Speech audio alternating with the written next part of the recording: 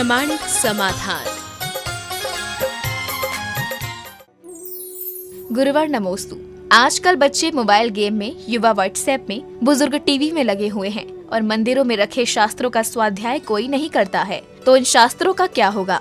स्वाध्याय की प्रवृत्ति समाप्त हो गई, लोगों की पढ़ने की आदत भी खत्म हो गई, धीरे धीरे लिखने की आदत भी खत्म होते जा रही है।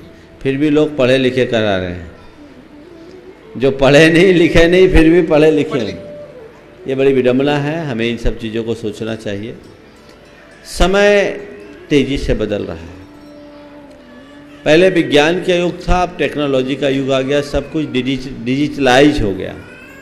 मुझे तो लगता है अभी तो शास्त्र फिर भी लोग थोड़े बहुत पढ़ते हैं, कुछ दिनों बाद तो सारा सिस्टम डिजिटल हो जाएगा।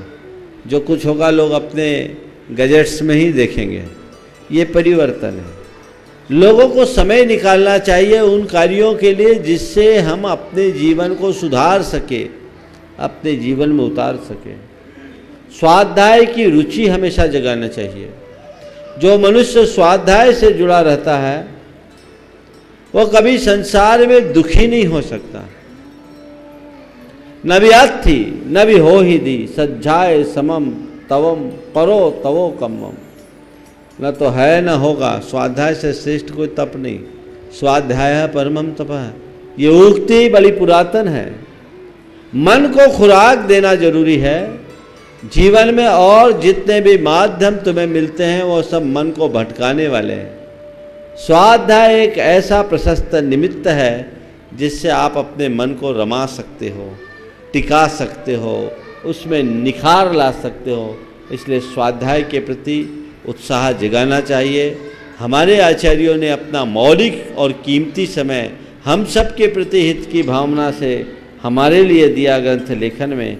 कम से कम हम उनको एक बार पलट कर देखें तो सही। हमें इतना तो कम से कम ख्याल रहे कि हमारे मंदिर में कौन कौन से ग्रंथ सुलभ हैं, किस किस आचार्य ने कौन कौन से महान महान ग्रंथ को लिखा है। अरे एक आध ग्रंथ पढ़ते पढ़ते भी तुम्हारा जीवन कब बदल जाए कहा नहीं जा सकता।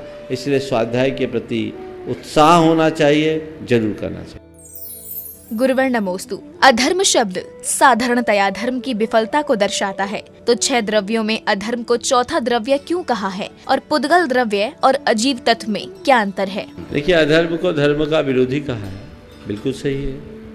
और चौथे द्रव्य में अधर्म द्रव्य है। वहाँ भी अगर आप देखें तो वहाँ धर्म और अधर्म को पुण्य और पाप से न लेकर के गति और स्थिरता में कारण को बताया। जो हमें गति दे वो धर्म है, जो हमें रोक ले वो अधर्म है। अगर हम धर्म की ये व्याख्या करें तो क्या बुरा है। धर्म से हमारे जीवन की उन्नति और प्रगति है। धर्म हमें गतिशील बनाता है और अधर्म पाप हमें जकड़ देता है, संसार में रोक के रखता है। तो इस दृष्टि से गति और स्थिरता परस्पर विरोधी है, और परस्पर विरोधी तो धर्म और अधर्म को हम रात और दिन और रात की तरह परस्पर विरोधी निरूपित कर सकते हैं। धर्मद्रव्य और अधर्मद्रव्य की जो बात आई है ये टेक्निकल नाम है, पारिभाषिक शब्द है, तो भी उसमें उन दोनों के स्वरूप परस्पर विरोधी है। धर्म गति का निमित्त है और अधर्म स्थिरता का निमित्त है, जो परस्पर विरोधी है। पुद्गल द्रव्य और अजीव द्रव्य में क्या संबंध है? अजीव पुद्गल अजीव है, पर अजीव मात्र पुद्गल नहीं है। क्यों? क्योंकि अजीव में धर्म अधर्म आकाश और काल द्रव्य भी है। तो अजीव अलग है, पुद्गल अलग। गुरुवार नमोस्तु। वर्तमान में लोग अपेक्षा करते हैं कि धर्म से हमारी रक्षा और जरूरत पूरी करे, तो हम ये भावना क्यों नहीं रखते कि धर्म के लिए कभी हम काम आए? बिल्कुल सही बात है। जो धर्म को अपनी ज़रूरतों की पूर्ति का साधन मानकर धर्म स्वीकारता है ना, उसने धर्म को समझा ही नहीं। धर्म हमारी ज़रूरतों की पूर्ति का साधन नहीं है, धर्म हमारी ज़रूरत है, ये हमारे जीवन में आना चाहिए। धर्म को जीवन की जरूरत समझो। धर्म को जरूरत की पूर्ति का साधन मानना तो भ्रम है। मतलब धर्म से मेरे लिए हो जाए, इसलिए धर्म करने की कोई आवश्यकता नहीं, क्योंकि धर्म वो देता नहीं। धर्म करना मेरे जीवन की जरूरत है, क्योंकि धर्म से ही मेरे अंदर स्थिरता है, और जीवन में स्थिरता के बिना जीवन का रस नहीं। जो मनुष्य इस अवधारणा के साथ धर्म से जुड़ता है उसके साथ ये स्थितियां निर्मित नहीं। गुरुवर नमोस्तु। आगम में गमन करने के लिए क्या करना चाहिए और जिनवाणी को औषधि क्यों कहा है? आगम में गमन करने का मतलब ये नहीं कि जिनवाणी के अंदर घुस जाओ। आगम में गमन करने का मतलब है आगम का अभ्यास करो, ज्ञान का अभ्यास करो, स्वाध्याय करो। जिनवाणी को गोष्ठी इसलिए कहा गया है, गोष्ठी कहलाती सभा जो हमारे चेतना को प्रेरित करे, शुद्ध करे।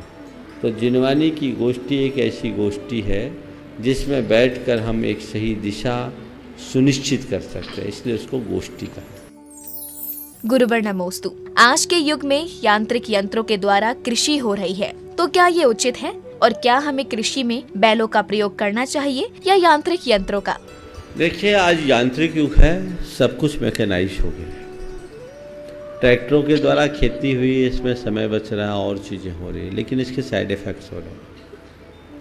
इससे बैलों का वध होने लगा है। पुराने ज़माने में सहजीवन था, पशु को पशुधन कहा जाता था। ये हमारी समृद्धि के आधार थे। एक एक व्यक्ति के पास हजारों हजार बैल गाय होते थे और वह उनसे अपनी जोत करते थे। उनका काम भी हो जाता था और इन प्राणियों का पालन भी हो जाता था। जब से ऐसा सिस्टम मैकेनाइज्ड हुआ, सारी स्थितियां बदल गई और ऐसे निमित्त आने लगे। आप मुझसे पूछते हो तो आज भी कई लोग बोलते हैं कि ट्रैक्टर की खेती की अपेक्षा जो बैलों के द्वारा की गई खेती है और ऑर्गेनिक पद्धति से की गई खेती है वो ज़्यादा अच्छी होती है, गुणवत्ता की दृष्टि से अच्छी है। ट्रैक्टर को मैं पूरी तरह गलत तो नहीं कहूँगा, लेकिन इसका दुष्परिणाम जो आ रहा है, ट्रैक्टरों के कारण आज बैल अनुपयोगी हो गए और उन अकाल मृत्यु का कारण ये ट्रैक्टर बन रहा है। और इसमें तो पाप के भागीदार वे लोग भी हैं, वे ट्रैक्टर व्यवसायी भी हैं। थोड़ा ध्यान से सुनना, यहाँ भी ट्रैक्टर व्यवसायी होंगे जो अपने एजेंटों के माध्यम से किसान के पास बैल रहते हुए भी एक एक एकड़ की, दो दो एकड़ की जोत वाले किसान को उकसा कर अपना ट्रैक्टर पकड़ा देते हैं, क्योंकि हमको ट्रैक्टर बेचने का टारगेट पूरा करना है। अब वो ट्रैक्टर बेचता है, खरीदता है, पहले बैल बेचता है कसाईयों को और फिर धीरे धीरे धीरे ट्रैक्टर ले तो आता है, चला नहीं पाता, ट्रैक्टर से भी जाता है, बैल से भी जाता है। ये अप्रत्यक्ष पाप होता है। इसलिए मैंने तो कई ऐसे लोगों को मेरे प्रेरणा से उन्हें ट्रैक्टर की एजेंसी छोड़ दी कि हाँ, ये पाप तो हमसे होता है, थोड़ा गंभीरता से विचार करना चाहिए। गुरुवर नमोस्तु। वर्तमान में दिगंबरत्व और दिगंबर जैन संतों पर प्रश्न उठाते हैं, तो भविष्य में दिगंबरत्व की रक्षा के लिए क्या प्रयास करना चाहिए? आपने जो कहा है, भविष्य में हमारे दिगंबरत्व को लेकर की चुनौतियाँ आएगी, आ सकती है, लेकिन हमें उसके लिए आज से अवेयर होना होगा। हमें चाहिए कि हम दिगंबरत्व के वास्तविक स्वरूप से जन जन को परिचित कराएं। उनके सामने प्रश्न है तो हम घबराएं नहीं, हम उनको उत्तर दें, सही उत्तर दें और उन्हें इस बात का एहसास कराएं कि नग्नता और दिगंबरत्व तो दोनों अलग अलग हैं। मैंने पहले इस पर प्रकाश डाला है और पूरे देश में वायरल हुआ, लाखों लोगों ने उसे देखा है। हमारी कोशिश होनी चाहिए कि हम सही सत्य और तथ्य लोगों तक पहुंचाएं, लोगों में एक अवेयरनेस जागृत करें। लोग इस बात को समझने लगेंगे तो उनकी अवधारणा बदलेगी और जिस बात को लेकर के वे सवाल उठाते हैं वहीं वो श्रद्धा से भर भी उठेंगे। हाँ, कतिपय लोग ऐसे होते हैं, हर काल में होते हैं, आज ही नहीं, जो धर्मद्वेषी होते हैं। धर्म विशेष के प्रति उनके मन में गलत धारणाएं बनी होती हैं, तो उनसे हमें घबराना नहीं है। उनकी चुनौतियों का सामना करने के लिए हमें मानसिक रूप से तैयार होना हो। उनका मुंहतोड़ जवाब हमारे पास होना चाहिए, ऐसा जवाब कि आप उन्हें निरुत्तर कर दें, ऐसा प्रयास आपका होना चाहिए। यदि ऐसा करेंगे तभी सुपरिणाम आएंगे। गुरुवर नमोस्तु। कई बच्चों को रात में सोते वक्त डरावने सपने आते हैं और नमोकार मंत्र आदि के पढ़ने के बाद भी उन्हें डर लगता है, तो ऐसी स्थिति में क्या करना चाहिए? जिन बच्चों को डरावने सपने ज़्यादा आते हों, उन्हें सोने से पूर्व नमोकार मंत्र की जाप कराए और उनके तकिए के नीचे एक फिटकरी का टुकड़ा रख दीजिए। क्या बोला? फिटकरी होती है ना, फिटकरी का टुकड़ा रख दें या और ज़्यादा है, छोटा एकदम बच्चा है तो उनके गले में रीठा बांध दो। इस टोटके से डरावने सपने नहीं आते, छोटा बच्चा डरता नहीं है। ये व्यवस्था आप कर सकते हैं। गुरुवर नमोस्तु। गति बंध और आयु बंध में क्या अंतर है और एक बार बंध हो जाने के बाद क्या उसमें परिवर्तन हो सकता है? गति नाम कर्म की प्रकृति, आयु एक स्वतंत्र कर्म है। गति हम 24 घंटे बांधते रहते हैं, आयु जीवन में कभी कभी ही बनती है। सामान्य रूप से हम अपनी जो आयु है इसके 2/3 भाग को जब भोग लेते हैं, 1/3 बचता है, तभी हम आयु कर्म के बांधने के लायक होते हैं। और यदि उस समय नहीं बंधी तो हमारी जितनी शेष आयु है उसका 1/3 बचने पर होता है। एग्जाम्पल के लिए मैं आपसे कहूँगा, जैसे किसी की 81 वर्ष की आयु है तो उसका 2/3 निकाल दीजिए, यानी 54 वर्ष निकाल दीजिए, तब वो पहली बार आयु बांधने के लायक होगा। यदि उस उम्र में उसकी आयु नहीं बंधी तब उसकी बची 27 वर्ष की आयु, उसमें से उसका 2/3 निकाल दीजिए, अर्थात 18 साल और निकाल दीजिए, यानी 72 साल की उम्र में वो दूसरी बार आयु बांधने लायक होता है। यदि वहाँ भी आयु नहीं बंधी तब उसकी बची आयु 9 वर्ष में 2/3 निकाल दीजिए, यानी 6 वर्ष निकाल दीजिए, अर्थात 78 वर्ष की उम्र में वो तीसरी बार आयु बांधने के योग्य होगा। अगर 78 वर्ष की उम्र में भी वो उसकी आयु नहीं बंधी तब उसकी बची आयु 3 वर्ष, उसका 2/3 2 वर्ष निकल गया, यानी 80 वर्ष की उम्र में वो चौथी बार आयु बांधने योग्य होगा। इस तरह से कुल 8 अवसर आते हैं। इन 8 मौके में जीव आयु बांध लेता है और कदाचित इन 8 अवसरों में भी न बांध पाए तो अपनी मृत्यु से कुछ क्षण पूर्व आयु बांधता है, फिर उसका मरण होता है। अब आप कहोगे कि 8 अवसरों में किसी की बनती किसी की नहीं बनती, इसकी वजह क्या है? तो आयु कर्म के बंध के लिए कुछ विशेष जाति के परिणाम यानी भाव चाहिए। वैसे भाव हो गए तो आयु बंधेगी और वैसे भाव नहीं हुए तो आयु नहीं बंधेगी। आयु बंध का सामान्य नियम। गुरुवर नमोस्तु। वर्तमान परिवेश में बहुओं के प्रति संवेदनहीनता का व्यवहार बहुत बढ़ गया है, तो ऐसी गलती किसकी है और बहुएं ऐसी स्थिति में क्या करें? देखिए, संबंधों में मधुरता होनी चाहिए। अब मधुरता तभी होगी जब आपके मन में प्रेम हो, आत्मीयता हो, संवेदनशीलता, चाहे सास हो या बहू। मैं तो हमेशा कहता हूँ बहू को सास के प्रति समर्पित रहना चाहिए और सास को बहू का पूरा ख्याल रखना चाहिए। अगर किसी को एकदम संवेदनहीन होकर टॉर्चर किया जाए तो ये अधर्म नहीं, अमानवीय भी है।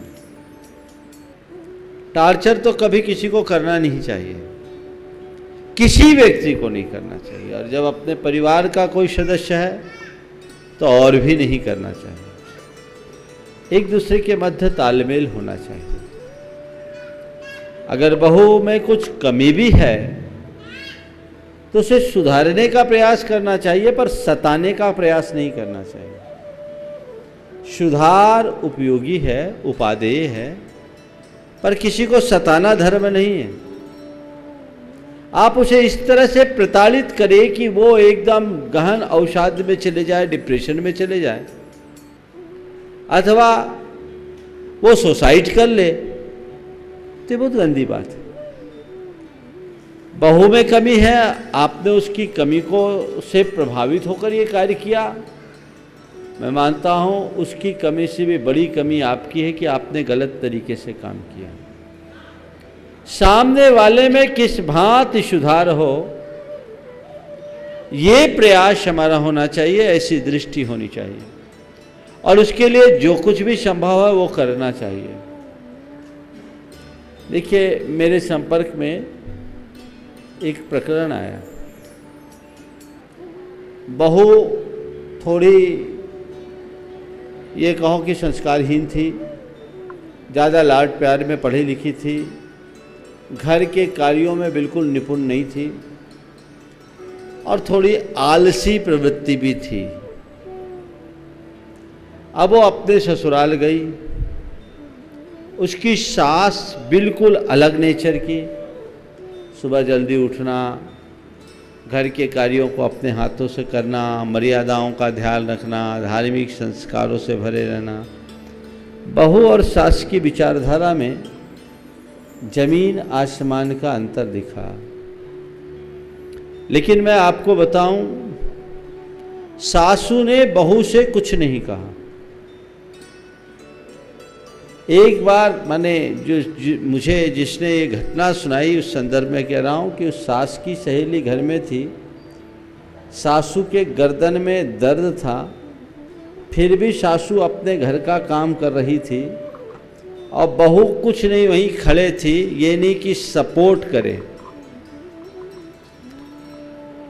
तो सहेली ने कहा कि तुम्हारी बहू घर में आई है, तुम्हें इतनी तकलीफ है, फिर भी सारा काम तुम कर रही हो और वो कुछ नहीं बोल रही है, तो उसको बोलती क्यों नहीं हो? देखिए आदर्श सास कैसी होती है। उसने कहा क्या फर्क पड़ता है, बहू है, कल मेरी बेटी भी जब तक मेरे घर में थी तो ऐसे ही रहती थी, अब यही मान रही हूँ कि ये बहू नहीं मेरी बेटी है, चलेगा, थोड़े दिन में अपने आप सीख जाएगी, उसको अपने आप करने में आ जाएगा।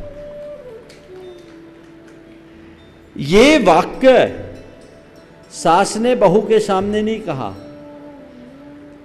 लेकिन जिससे कहा उसने जाकर के जब बहू को बताया तो बहू हृदय से द्रवीभूत हो उठी।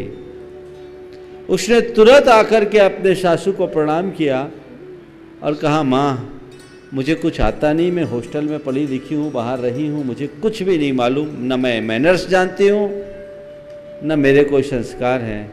मम्मी प्लीज़ मुझे बता दिया करो मुझे क्या करना है, मुझे व्यवहारिकता का ज्ञान नहीं। बोले बेटे ठीक है, सब तू सीख जाएगी, मुझे देखते जा और करते जा। धीरे धीरे धीरे धीरे बहू आज सास के समकक्ष हो गई। तो व्यवहार ऐसा हो कि सामने वाला आपको देख कर बदल जाए। एक बात बोलूं, आप किसी को दबाव देकर बदलें इसकी कोई गारंटी नहीं, पर आपके व्यक्तित्व के प्रभाव से कोई बदले इसमें कोई संशय नहीं। व्यक्तित्व का प्रभाव होना चाहिए, आपके व्यवहार की छाप पड़नी चाहिए। ये प्रयास सबका हो तो सब कुछ ठीक हो। मैंने एक दिन अपने प्रवचन में कहा था कि सास बहू को मार दे और बहू सास को मार दे। क्या बोल रहा हूं? घर में खुशहाली रखना है तो सासू बहू को मार दे और बहू सास को मार दे। महाराज कैसी अशुभ बात कर रहे हैं आप लोग, चकरा गए होंगे, है ना? घबराने की बात नहीं है। सास बहू को मार दे और बहू सास को मार दे का तात्पर्य यह है कि सास बहू को खत्म कर दे, उसे बेटी बना ले, और बेटी सास को खत्म कर दे, उसे मां बना ले। मामला सब ठीक हो जाएगा। काश लोग ऐसा कर सकें। गुरुवर नमोस्तु। गुरुवर आपने कहा था जब बेटी से गलती हो जाए तब अपने किसी विश्वास पात्र को गलती बता देनी चाहिए, परंतु जब कोई विश्वास पात्र ना मिले तो ऐसी स्थिति में क्या करना चाहिए? जिस भी बहन के साथ ये स्थिति निर्मित हुई है निश्चित वो बहुत गंभीर है, पर मैं उनसे कहूँगा कि ऐसे समय में बहुत धैर्य और संयम से काम लेना चाहिए। अगर गलतियाँ की है और बार बार उनकी पुनरावृत्ति हो रही है, उससे बाहर निकलने की भी अनुकूलता नहीं है, तो जैसा मैंने कल एक उदाहरण देकर के समझाया था, कोई ना कोई संबल लेना चाहिए। और जब तक ऐसा अनुकूल वातावरण नहीं मिल रहा है तब तक धैर्य न खोएं। आत्महत्या जैसी बात अपने मन में बिल्कुल ना आने दें। भगवान के समक्ष जाएं, अपनी निंदा गढ़ा करें और भगवान से एक ही प्रार्थना करें, हे भगवान मुझे रास्ता दो, मुझे रास्ता दो, मुझे रास्ता दो। समय रहते हो जाएगा, किसी योग्य व्यक्ति का सानिध्य आपको मिलेगा और वो आपको इस चक्रव्यूह से बाहर निकालेगा। भावना भाइये, महामंत्र की जाप कीजिए, भगवान से प्रार्थना कीजिए, लेकिन हार मत मानिए।